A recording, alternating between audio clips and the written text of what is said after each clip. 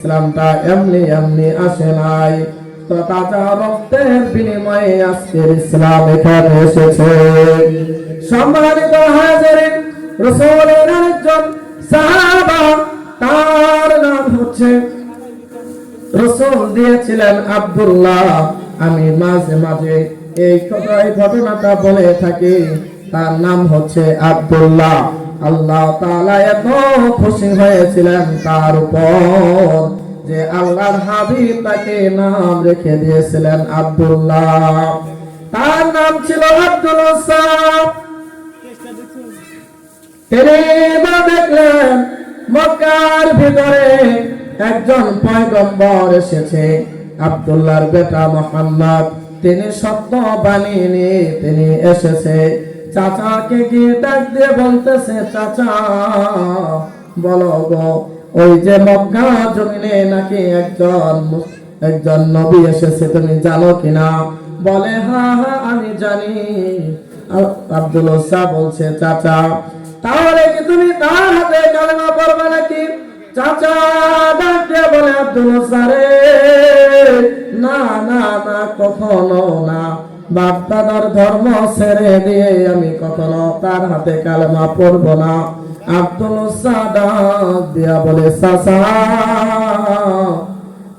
আমি ভেবেছি তুমি তার হাতে কালেমা পড়ে মুসলমান হয়ে যাবা, আমিও তোমার সাথে কালেমা পড়ে মুসলমান হয়ে যাব। ও চাচা, তুমি যেহেতু কালেমা পড়বা না গো, আমি তার হাতে পড়ে নিয়েছি মধুর কালেমা লা ইলাহা ইল্লাল্লাহু মুহাম্মাদুর রাসূলুল্লাহ। চাচা ডাকতে বলে, কালেমা পড়ার কারণে রে কি হতে পারে রে, তুমি কি জানো? আব্দুল সাদাত দিয়ে বলছে, চাচা কি হতে পারে গো, আমি জানি কি হতে পারে। আব্দুল চাচা বলছে, আব্দুল তোমাকে যে বকরি গোলা দিয়েছিলাম ইসলাম ধর্ম গ্রহণ করার কারণে আমি সেগুলো তোমাকে আর দিব না। চাচা এই কথা শুনে আব্দুল ডাক দিয়ে বলতেছে, চাচা আমার দরকার নাই ভেড়া বকরি গুলো দরকার নাই, আমি ঈমান এনেছি, এটাই সত্য। চাচা ডাক দিয়ে বলতেছে, আব্দুল সারি, তোমাকে যে বাড়িতে আমি থাকতে দিতাম সেই বাড়িতে আর থাকতে পারবা না। আব্দুল বলছে, চাচা না দিলেন গো, আপনার বাড়ি চাই না, বকরি চাই না, কিন্তু আমার জীবনে যা দরকার ছিল আমি পেয়ে গেছি। আব্দুল চলে আসছেন। চাচা পিছন থেকে ডাক দিয়ে বলতেছে, আব্দুল রে, তোমার পরনে যে কাপড়টা আছে রে, এই কাপড়টা কিন্তু আমি আমার দেওয়া। আব্দুল কে ডাক দিয়ে বলতেছে, আব্দুল এই কাপড়টা তুমি দিয়ে যাও। আব্দুল কাপড় খুলে ফেললেন। তখন বলে যুবক আব্দুল উলঙ্গ অবস্থায় মায়ের কাছে গিয়ে ডাক দিয়া বলে, মা একটা কাপড় দাও। মা জননী জানালাটা ঘোষাইয়া দেখে আব্দুল একদম উলঙ্গ অবস্থায়। সাথে সাথে আব্দুল তার বাপ জানালার পর্দাটা লাগিয়ে দেয়। ডাক দিয়ে বলে, আব্দুল রে, তোমার এই অবস্থা কেন? আব্দুল বলে, মা ইসলাম গ্রহণ করার কারণে, আল্লাহর হাবিবের কাছে কালেমা পড়ার কারণে চাচা আমার কাছ থেকে সব নিয়ে গেছে। শুধু তাই না, আমার পরনে যে কাপড় ছিল গো, সেই কাপড়টা পর্যন্ত আমাকে দেয় নাই। আব্দুল ডাক দিয়া বলে, মা আমি চলে যাব আল্লাহর নবীর কাছে মদিনায়, মা আমাকে একটা কাপড় দাও, আমি চলে যাব সেই মদিনায়। মা জননী ডাক দিয়া বলে, আব্দুল আমার কাছে কোনো কাপড় নাই রে, শুধু এক টুকরা কাপড় আছে, কম্বল আছে। আব্দুল উজ্জা এই কাপড়টা নিয়া লজ্জাস্থান ঢেকে নিয়া আব্দুল উজ্জা গভীর রাত্রে শীতের মধ্যে মদিনার দিকে তিনি দৌড়ায় যায়। আব্দুল উজ্জা যাইতে যাইতে গভীর রাত্রিতে আল্লাহ নবীর হুজরা মুবারকের সামনে দাঁড়িয়ে আছে। চোখের কাছ দিয়ে কালো হয়ে গেছে, মাথার চুলগুলো উস্কো খুস্কো হয়ে গেছে, একদম একটা ছেঁড়া একটা কম্বল লজ্জাস্থান ঢেকে ঢেকে আব্দুল উজ্জা দাঁড়িয়ে আছে। আল্লাহ নবী সাল্লাল্লাহু আলাইহি ওয়াসাল্লাম গভীর রাত্রিতে তাহাজ্জুদ পড়ার জন্য যখন ওযু করার জন্য বের হলেন, দেখে একটা যুবক দাঁড়িয়ে আছে। আর আল্লাহর হাবিব বলছেন, ও যুবক তুমি কে? আব্দুল উজ্জাকে ডাকছেন, ইয়া রাসূলুল্লাহ, ইয়া হাবিবাল্লাহ, আমি তো আব্দুল উজ্জা। আল্লাহ নবী বলছেন, কোন আব্দুল উজ্জা গো? আব্দুল উজ্জা বলছেন, ইয়া রাসূলুল্লাহ, ইয়া হাবিবাল্লাহ, মক্কায় আপনার হাতে কালেমা পড়ে মুসলমান হয়ে গিয়েছিলাম। আল্লাহর হাবিব বলছেন, আব্দুল উজ্জা তুমি কি সেই আব্দুল উজ্জা যে কিনা সব সময় এক এক সময় এক এক ধরনের কাপড় পরিধান করে আমার কাছে আসতো? আল্লাহর নবীকে বলছেন, ইয়া রাসূলুল্লাহ, ইয়া হাবিবাল্লাহ, আমি সেই আব্দুল উজ্জা। আল্লাহর হাবিব বলছেন, আব্দুল উজ্জা রে, তোমার এই অবস্থা কেন? আব্দুল উজ্জা ডাকতে বলছে, ইয়া রাসূলুল্লাহ, ঈমান আনার কারণে আমার চাচা আমার সব সম্পত্তি নিয়ে গেছে গো। শুধু তাই না, শুধু তাই না, আমার গায়ে পরনে যে কাপড়টা ছিল সেই কাপড়টা পর্যন্ত নিয়ে গেছে, তাও দেয় নাই।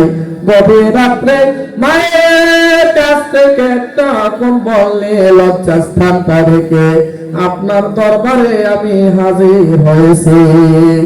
আল্লাহর হাবিব বলছেন, আব্দুল উজ্জা, ইসলামের জন্য, দ্বীনের জন্য গো এত কষ্ট করেছো আর কোন সাহাবী করে নাই।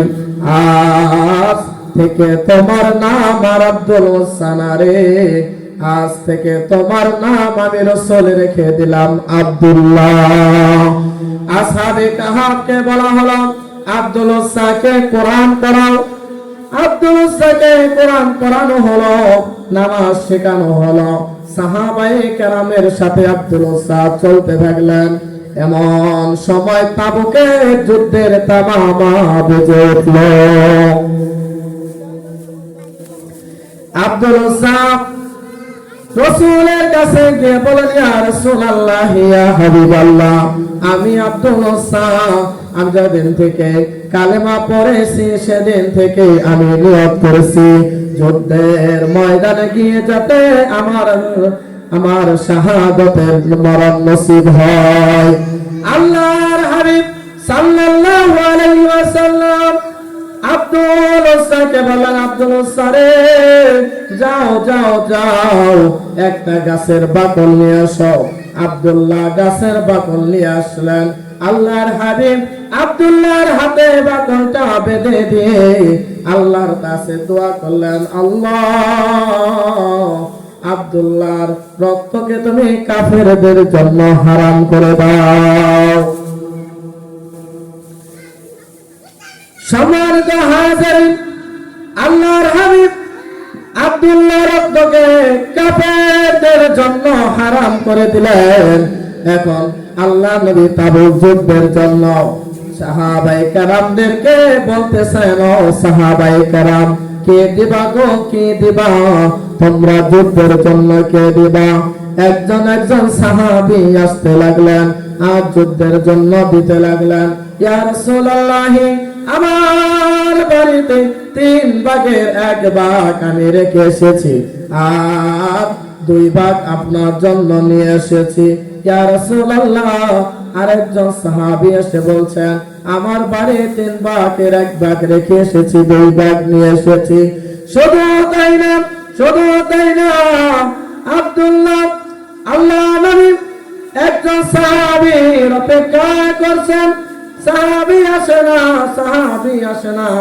সাহাবায়ে কেরামের কাছে বলল, ও আমার সাহাবীরা রে, বলো রে আমার আবু বকর কোথায়?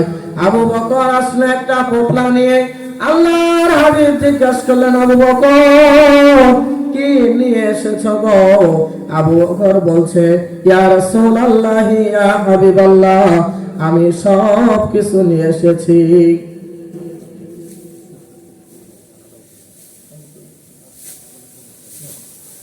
সম্মানিত হাজিরিন, সাহাবায়ে কেরামে ভাবে এত কষ্ট সহ্য করে এস পর্যন্ত এই দিনটাকে এই পর্যন্ত এনেছে, আর আল্লাহ রাব্বুল আলামিন আমাদেরকে সেই মুসলিম হিসাবে কবুল করেছে। বলো সুবহানাল্লাহ।